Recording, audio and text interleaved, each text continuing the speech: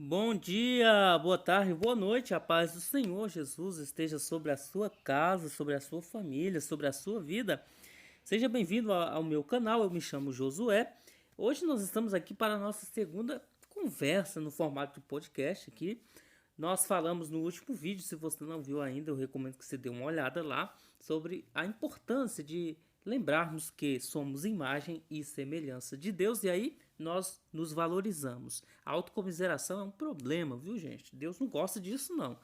E a segunda coisa que nós podemos observar, o segundo aspecto da nossa conversa é que quando eu também observo o meu semelhante como imagem e semelhança de Deus, então eu deixo de achar que sou a última bolacha do pacote, a última Coca-Cola do deserto ou a última garrafa geladinha de água no deserto e passo a valorizar o meu próximo. Isso faz muito bem nós olharmos para o nosso próximo.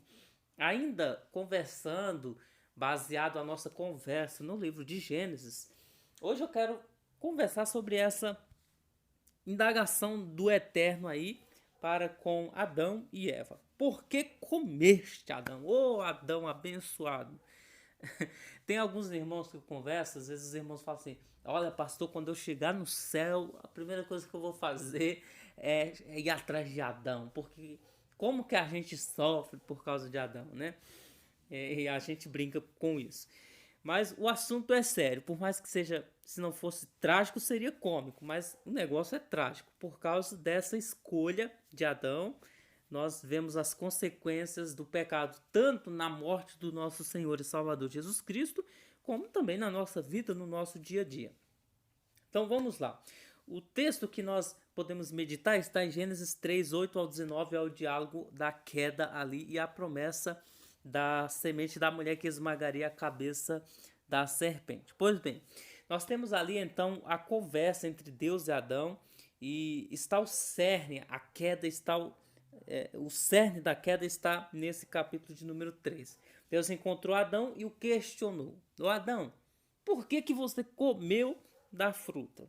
Por que você comeu, abençoado, dessa fruta que eu disse que você não deveria comer? E aí as palavras que Adão vai dar revela que de fato era verdadeiramente a história de uma queda. E que queda, né? Apesar das reivindicações de alguns de que comer o fruto proibido tenha sido a subida de um degrau, ou seja, algumas pessoas ainda chegam ao ponto de dizer que o homem, depois que comeu do fruto, se tornou sábio, inteligente, etc. Balela, irmãos, isso aí foi uma queda, a queda.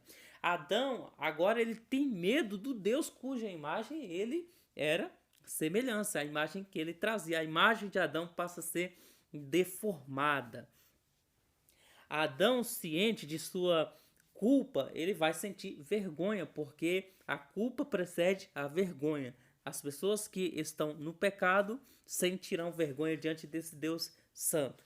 Adão vai recusar a encarar a realidade e tentou atribuir a Eva a culpa pelo seu ato. Versículo de número 12. Eu desconfio que há muitos homens, muitos varões que têm a síndrome de Adão, não assumem a culpa, não assumem as suas fragilidades. Provérbios vai dizer que aquele que confessa e deixa, viu, irmãos, alcança misericórdia, mas o que encobre a transgressão nunca prosperará. Então, confesse e deixe que você vai alcançar misericórdia. Eva, por outro lado, também aprendeu com o maridão, né?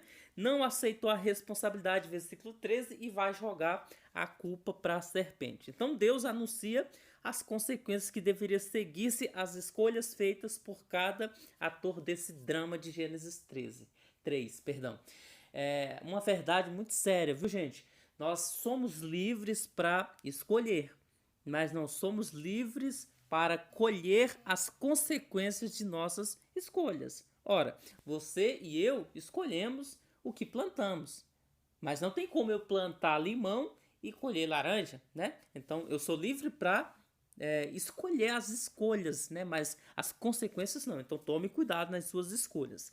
É importante ver que as consequências aqui nesse texto não é uma punição arbitrária, mas um requisito exigido pela santidade de Deus. Deus é santo e havia avisado que se comessem do fruto certamente morreriam. Então, Deus não está sendo injusto quando ele decide cumprir a sua justiça. A serpente ali que foi usada por Satanás, no versículo 14, passa a rastejar e comer do pó da terra. E aqui nós podemos perceber que, despido da ilusão, o pecado é sempre feio e degradante. Ele é bonito, é uma fruta atrativa, mas o conteúdo é veneno, gente, é venenoso. Relacionamentos extraconjugais, dinheiro fácil, uma vida fácil, parece ser atrativo, mas tome cuidado, porque as consequências são danosas. Satanás, então, ele vai ganhar a hostilidade em lugar de lealdade da raça humana. Versículo 15, diferentemente dos anjos, né, que caíram, foram seduzidos por ele, havia uma esperança para a humanidade, no caso, a semente da mulher.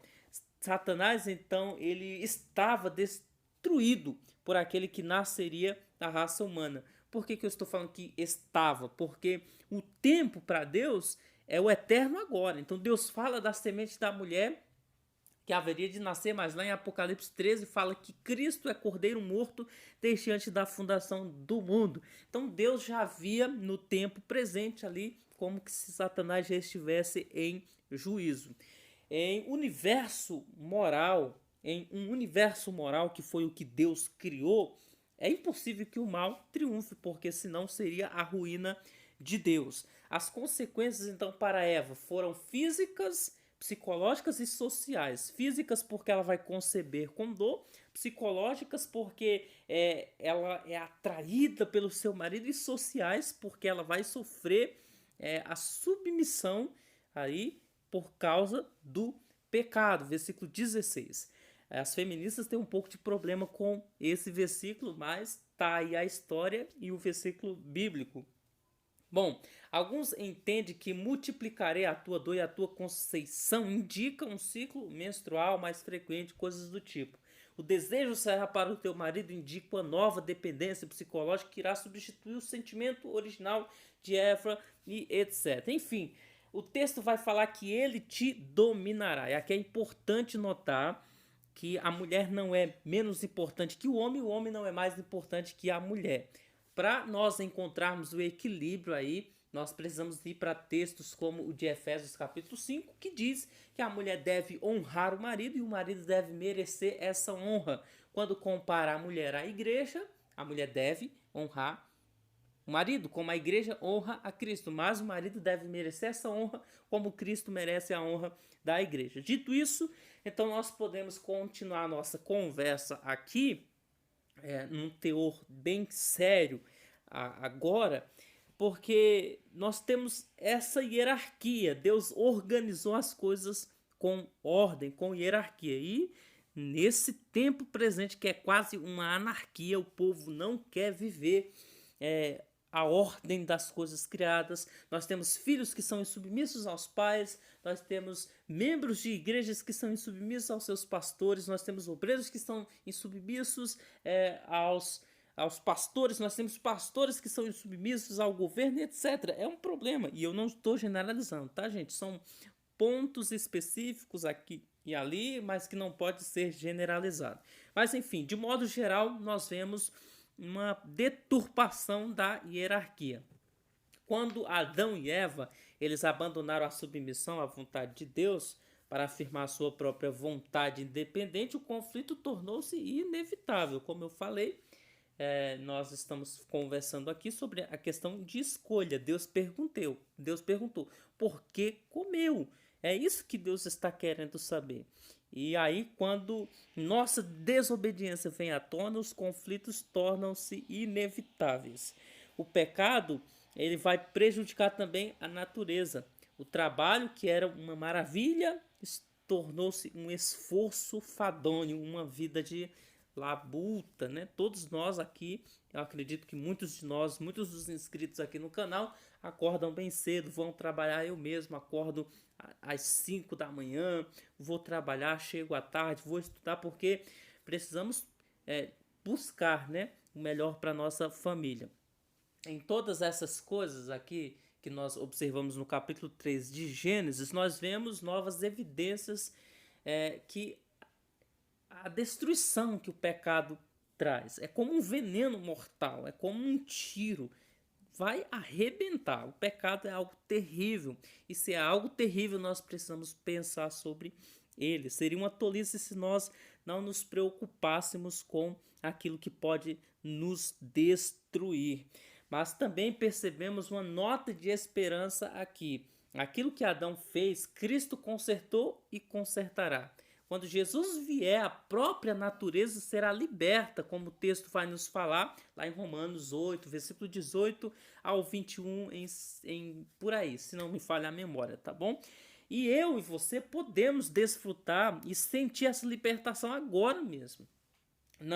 Não das mudanças físicas causadas pelo primeiro pecado. Trabalho, você e eu ainda teremos. Agora, os problemas espirituais, a condenação do pecado, nós já podemos desfrutar dessa bendita esperança por meio do nosso Senhor e Salvador Jesus Cristo aqui e agora. E isso é tão interessante, gente, que parece simples. É simples de fato, mas é algo profundo, porque se eu sou submisso a Deus, eu não terei dificuldade em ser submisso na igreja, no trabalho, na minha casa, e voltaremos a ter uma harmonia, aquela mesma harmonia que reinava antes da queda.